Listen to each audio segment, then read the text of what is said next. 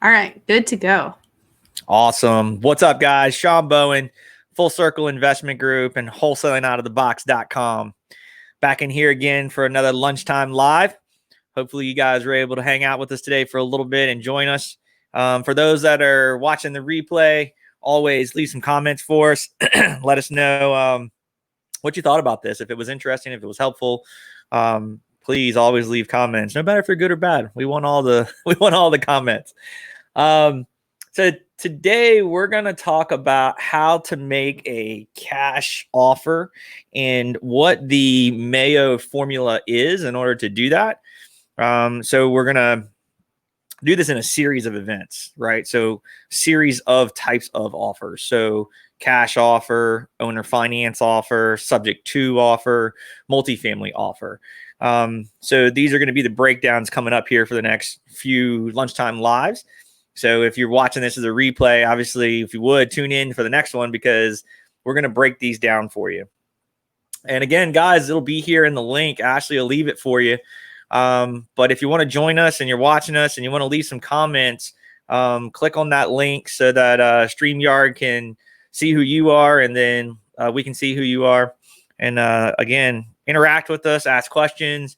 You know, we're here for about 30 minutes during these lunchtime lives to try to help you as best as we can. So let's get into it. Let's talk about the cash offer to a seller and the pros and cons of it. Most of the time with any of these sellers, you're going to be dealing with either the lowest offer, which is usually the cash offer, and then your next offer, maybe a little bit higher, would be subject to the existing mortgage. And then from there would be owner finance, which is, hey, I want $200,000. Great. We'll pay you $200 a month over the next so many months. You're getting your number, right? So that's kind of what the progression of this will look like later on. So when we're making these offers, it's why and how.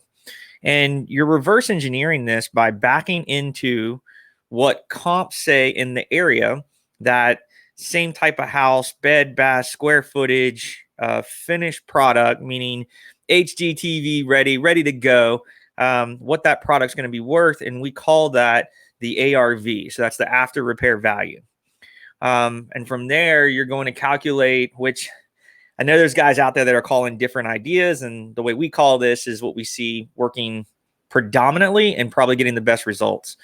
So we do a formula base, which is 70 to 75% loan to value. And then that's the ARV times that percentage. And then you're going to minus out your rehab cost. And then you're going to minus out your wholesale fee. And that is your offer to the seller. Okay. So this is something that I see quite a bit of time happen when we're doing our property walkthroughs, where you're learning how to do these repair costs and you're learning how to do these walkthroughs and estimate your big ticket numbers. And then knowing what offer you're going to make to the seller.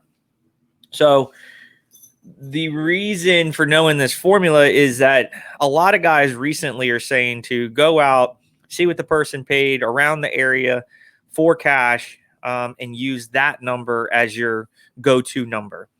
And the reason I feel like that's a little bit skewed is, what if that buyer missed his number? Meaning he got into it, he was able to sell the property, but he sold it for less. He went over in his budget for rehab, and he went over in time. So he missed his number by rehab costs, so that changed his number. He missed his time in budget or calendar time, so finish time, so that cost him a little bit more in interest. So maybe the product, and I'm going to use an example of one. There's a guy down the street that paid $100,000. You're looking at the same property, and you say, if I can get it for less than 100, then whatever that spread is in between is mine. The problem I feel with that is that, what if that guy missed that number and he overpaid at 90 because he realized he had to do more rehab, it had to take longer, so he might need to buy the next product at 90. And I'm just using simple round numbers here, guys. So that's why I say to really focus, we as a company do, focus on that 70 to 75% loan to value area. Now, the reason for that is the difference is roughly 30%. So that's going to be the holding cost, the selling cost, and then the profit to be made after all those fees are paid. So try to hang out here for a second, guys, while we're letting some other guys come on, and ladies and guys come on and talk about if they have any questions, or if they have anything that they want to talk about while we're talking about this. Again, these lunchtime lives, guys, are to hopefully be interactive with you, and hopefully the guys that are either live watching and or watching replays is helpful for you. So again, Ashley will leave the link for you. You can go in, click that, and join us here. If not, you're watching the replay, please leave questions and comments below telling us what you think. If this is something that makes sense or this is completely wrong, love to hear that feedback. Love to. So back onto it, this is why I really focus on with people that work with us and our company, is that our buyer pool is going to be a larger one for if we stay in those percentages of the 70 to 75% loan to value number. Because then if you look at it from a hard money lending standpoint, most of those guys are lending at 65, maybe 70%. And that's for ground zero, no experience, highest interest rate. That's typically their number. Then if you step it up a little bit with guys that have experience, they might lend to them at either without even hard money, but maybe just a private lender says they'd be willing to be at 75% loan to value. They have experience. Not too many people are you going to see that are over that 80% loan to value. This is all based on the cost of money, and then holding cost, which would be insurance, taxes, interest carrying costs. Maybe you're paying some water and sewer fees. So these are all the holding costs that you occur. And then on the back end of this, you want to be able to sell it and make a profit. So that's why the model I'm hearing lately is guys saying, well, just go online and see what those other guys are paying and get it less than that, and that should work. I just feel as though that's gray area and it doesn't work as well, or your buyer pool will not be as large, right? So again, going over this formula is after repair value, so ARV, times that 70 to 75% percentage area is that loan to value area. And then you're going to minus your repairs, and then of course minus your wholesale fee. And then that is your offer to the seller, right? So from there, you're, negotiating up and explaining why your number makes sense and how, and then of course making that offer and negotiating to the final number. So the one thing that we're going to consistently work through here, guys, is talking about why cash offer is going to be the lowest, right? Or subject to, meaning you're taking over the loan that's existing in place. That's why it says subject to. It's using the loan. And you can use those as like a bridge loan. So that's something we'll detail out on the next talk. And then, of course, owner finance, meaning that maybe they own it free and clear. And if you don't have to pay interest on the purchase amount, which is going to be paid on the back end of the sale, just like a regular deed of trust or a DOT, then that will allow you to clear that out. So you clear out your DOT, you clear out your rehab loan, and then, of course, pay all your fees, and what's left over is your profit. So that's the series that we're going to kind of walk through. And then, of course, we'll get into how we structure and multifamily offers and what that looks like and why. So yeah, let's see. We got a few people watching. Guys, if you have any comments, please feel free to jump in here and ask questions or tell us where you're coming in from. Where did you find us? I think we're live on our YouTube channel, Virginia Wholesale Real Estate. And then, of course, we have our private group that we go live in. But yeah, if anybody's here, let us know where you're coming in from, where you're watching. Thank you for taking the time to jump in here with us. If you're just joining us, we're going over, how to make your cash offer to a seller and why and how that makes sense. And those specific numbers is what we're talking about here today. So, yeah, anybody that's here, awesome. We got, hey, I can't see it says Facebook user, so I don't get to see who that is, unfortunately. And then, so yeah, guys, let's get back into it. So again, just kind of recapping here, ARV is after repair value. So we're talking about what are things selling for around the area, right? What are the same homes in the same or maybe not in the same condition, but like what they're going to be worth when it's all said and done. You're talking about a 1-story brick ranch, 1,500 square feet, 4-bedroom, 2-bath, or 3-bedroom, 2-bath. And what does that look like when you're finishing it? Is it in the same condition as the stuff that's selling, let's just say 250, and then let's talk about that number, right? So some quick math would be $250,000 times 70% would bring you to $175,000. I'm going to take some notes here so I can follow with you guys. So this was 250 ARV, and then your MAO at 70% loan to value brought you to 175. And then from 175, let's say you did your walkthrough and you came up with a $30,000 rehab. So you're now at 145. Okay, so 30 in reno. And then your 145 still doesn't include your wholesale fee. So now you're going to include that fee back in, or take that fee off. Let's say you want to make $10,000. So 10 is your fee. You can offer the seller up to $135,000. So of course you're not going to come in right out of the gate and offer that 135. You're obviously going to start lower and start to work your way up to it, knowing that's your MAO, which is your max allowable offer.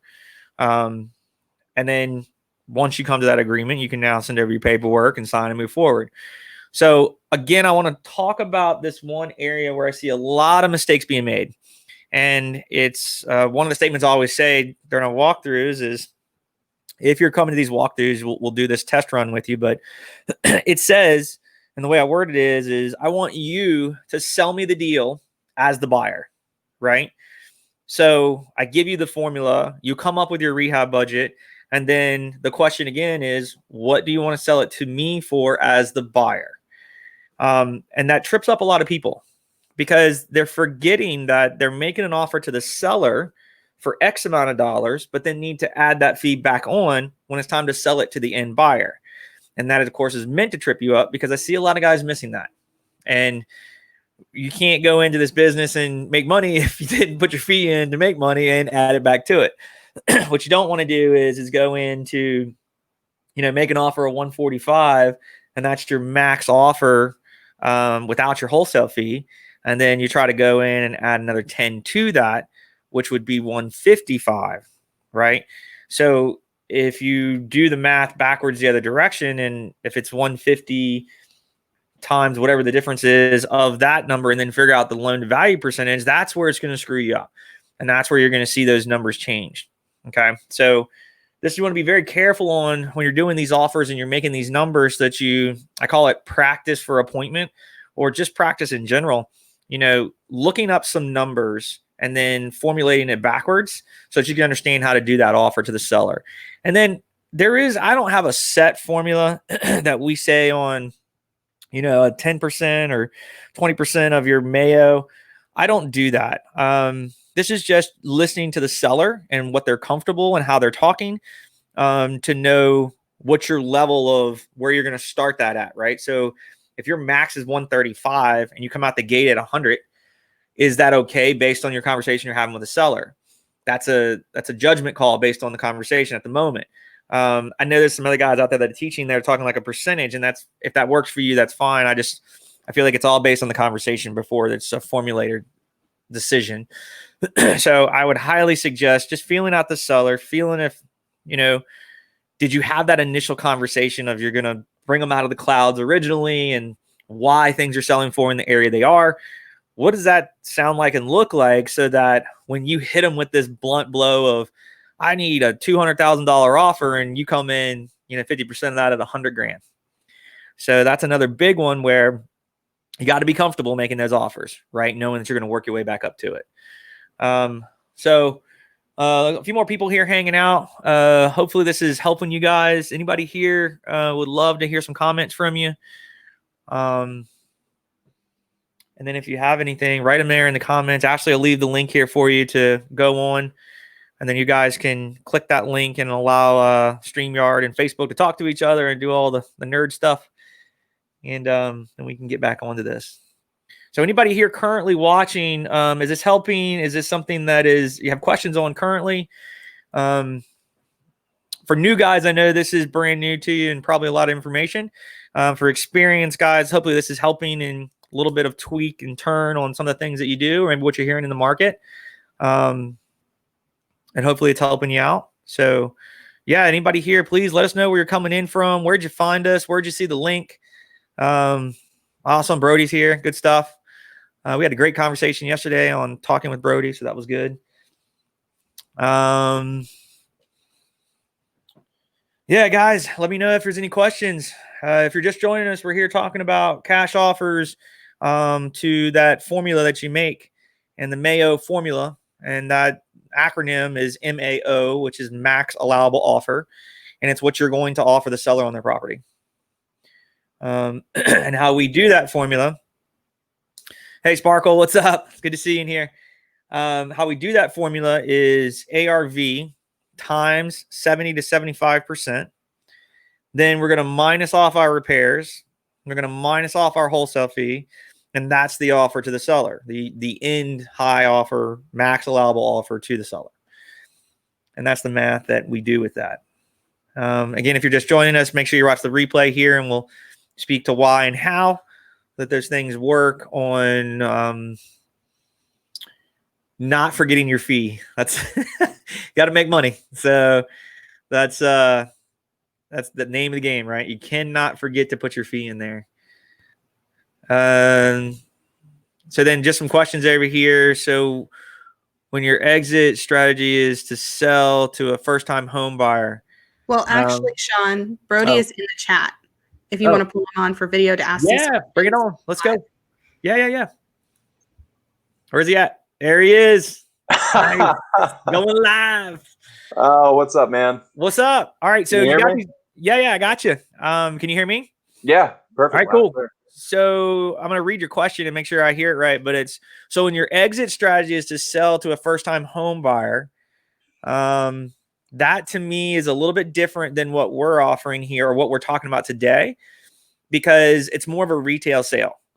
So when you're looking at a first-time home buyer, the end buyer is going to be financed through FHA, VA, a traditional funding, which doesn't really, it does work, but in a very simple term, to do it as a wholesale doesn't work to its best ability, meaning like most banks don't want to see wholesaling. They don't want to see you making a fee, which typically would mean that you're now talking about a double close, which you're having to take the property down, take ownership of it, record in your name, turn around and then sell the property to that person. And then now making your fee once you close back on it because of the numbers that you originally structured. Does that help answer that? Absolutely. So actually, to give a little more clarification on this, I came across another seller today that's trying to sell like 2.5 acres of land. So the reason I asked that question was because like a new build technically would go to like a home buyer or a first-time home buyer, somebody who's like looking to pay retail for it, because like it's a Class A property, and usually like wholesalers and people trying to make rentals don't go for that kind of stuff at that 70% pool. So do you like shrink your pool to only that when you're? Well, you still need to be able to back into your number. So I would take new construction number times, and locally here in Hampton Roads, where you can anywhere between $70 to $65 a square foot. Okay. So take that times whatever the square foot of the new home finished product is going to be. So let's do some math on that. Let's say it's a 2,000 square foot home times $70 a square foot. That's going to be $140,000. So if you're using that 75% loan to value, let's just say we said the build was 140. Let's say the retail is going to be 300. So we'll take 300,000 times 75%. That's going to get me to my 225. And then I'm going to take out 140. I'm at 85. And I still have to put my fee in there. So whatever your fee wants to be, in this case, let's just use 10 grand. And that means that you can't offer the seller more than $75,000. Gotcha. Okay. Yeah, that helps out quite a bit, Shawn. Thanks. Cool, man. Anything else? Not for right now. No, I'm going to keep listening. I appreciate it. Though. Yeah, man. Thanks for coming on. I appreciate it. Yep. Awesome. Later. So yeah, guys, thanks for jumping in here. Appreciate you guys hanging around with us. So good questions there, right? And guys, that's what these lunchtime lives are for.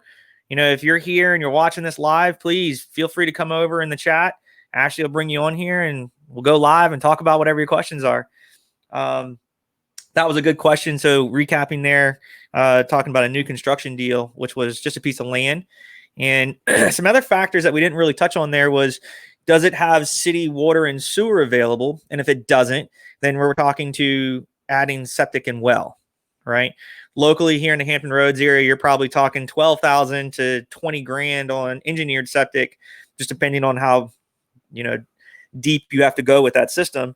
And then a well usually runs about 10 to 12 grand too. So again, that's depth, and that's how that range is. But local in Hampton Roads, if you're in this area and you're using numbers, I would say if you use 12,000 for engineered septic and you use 12 grand for a well, that'll give you a good number. So then you'll have to take that off as well. So your $140,000 build would add 24 grand to it. So you're at 164 on your total cost, right?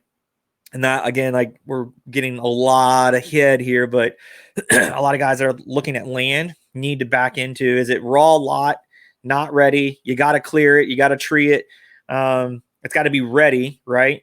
And then after that, now you're talking about well and septic. So what are you into? Just clearing the lot, getting it ready to be what's considered a buildable lot would be a massive number that you need to know ahead of time in order to formulate your MAO and make that offer to the seller. So really good questions there. Thanks, Brody. Appreciate that. And appreciate you coming on. So yeah, anybody here, man, come on live with us, ask some questions. I love to interact with you guys. I really appreciate you being here. I feel like sometimes I'm talking to myself here, but that's part of doing these shows. So I'm game for it. And like I said, we're here, Tuesday and Thursdays for these lunchtime lives with you guys. And then these will be set up and available on the podcast. So you're more than welcome to go over there and listen to the replay there as well. But thank you so much for, joining us and watching today. And hopefully this is helpful for you guys. So guys, again, just to recap, if you had just joined us or if you had been in, we talked about the cash offer today and the MAO, which is the max allowable offer, how we formulate that. Why does it matter? Your buyer pool needs to be as big as possible with your deals to allow as many people to see it versus a smaller buyer pool. When you get into new construction, there is a smaller buyers pool there anyway. But when you get into your fix and flips, there's a big buyer pool at that 70 and 75% loan to value. So that's why this matters. You want to be able to get a good deal under contract. You want to be able to offer it at a good number where people can actually come in and pay for it. We're in a killer market right now. Inventory is very slim, right? We just had a deal go down the other day where we had sight unseen offer 50, 55, and then we finally had a 60 after it was inspected. So, I mean, that was, in a day or 2 day scenario. And this is a very good market to be in right now, especially in the wholesaling industry and for those that are able to find their own deals. It's a very good market, right? So don't let the a mishap or unfortunate of COVID distract you or distress you. Real estate's still moving. Deals are still going. We're still closing deals, and actually we've got better deals during that time. So that 2 month window, we actually had deals come under contract and better pricing. So there is a uncertainty in the market at the moment, and people are giving discounts because of that. So look at that in that fashion, knowing that, check on those buyers that you used to work with for the experienced guys versus the new guys. Look at what's buying today. Maybe some of those guys aren't going to be there because they were buying too high. Their profit margin was too thin. Their rehab went over budget. All this kind of stuff matters, right? And it's a very, very formulated process to make a very structured, finish and exit strategy to these deals so that you can make your money. Name of the game is get in here and make that money. So, guys, I appreciate you being here. I don't know if we have anybody on here has any questions. I can see where Brody was here. Sparkle was here. I haven't got to talk to you lately, Sparkle, so I don't know if you're still here, but if you had any questions, feel free to drop them here in the comments. And if you guys are watching, if you're not on the StreamYard, let me know who you are and where you're coming in from and how you found us. We should be live on Virginia Wholesale Real Estate. We should be live on our webpage for Wholesaling Out of the Box. So there's always that website there, guys. If you're looking for information and things to help you with, we've got CRM setups over there. We've got meetings that you can come and check out through property walkthroughs, and then our private meetings that go every 2 weeks, that we get down and we talk about the business aspects and the nerdy systems and CRMs. And then that's a 2-hour session. In the first hour, we talk about all that stuff in the first. In the second hour, we talk about negotiations and role playing. A really, really big help. Somebody over here wrote, what form of marketing are you having the most success with currently? We have always been successful with our mail marketing. We have a letter. We have 2 letters actually, but 1 letter that works, and that return on that is 3.5%, and that's our current marketing response rate. Now with that, I will say that our marketing is, because we track different than most people. We track everything in order to get that.